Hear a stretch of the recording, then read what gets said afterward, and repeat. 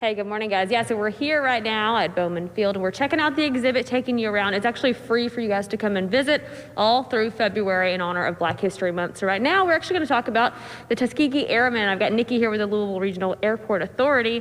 Nikki, tell me about this exhibit and who we might see here. Oh gosh, you're going to see like a rich panoply of amazing Black aviators. I mean, it's going to be fantastic. So what we're looking at now, the Tuskegee Airmen, and I'm particularly drawn to this one, Alex. I have a family member who was a Tuskegee Airman. His name was Mexion Pruitt. He has sadly passed away, but this is really exciting. So when I think about the circumstances giving rise to how these folks even got to be Tuskegee Airmen, it really is quite phenomenal. So if folks come on down, they get a chance to read about Tuskegee Airmen and other great people like Bessie Coleman and Katherine Johnson from Hidden Figures. There's just so much to learn about in this exhibit. And we're not just talking about planes, we're also talking about dipping into the aerospace as well. Yeah. So right here we have the first Black astronaut who ventured into space. What's it like for you reading some of these boards? I've kind of seen you walk around and take your time and take it all in.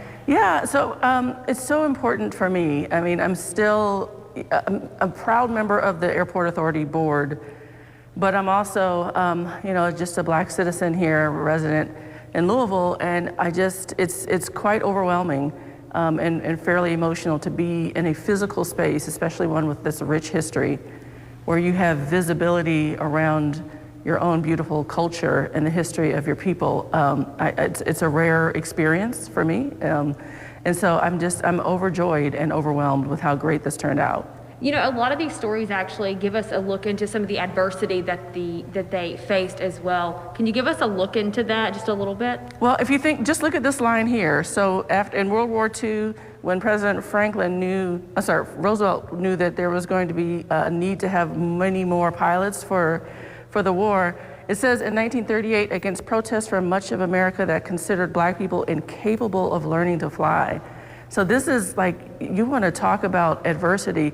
People's humanity and intellect was questioned at the outset, and yet they went on to achieve higher heights, if you will. So yeah. It's incredible to think about how you work and excel in spite of the odds against you. And that's why this is named The Sky's the Limit, and you actually have a chance to come out and see it through the end of February. It actually opens up this morning at 9 o'clock if you want to come on down here and get it in early. Just opened up.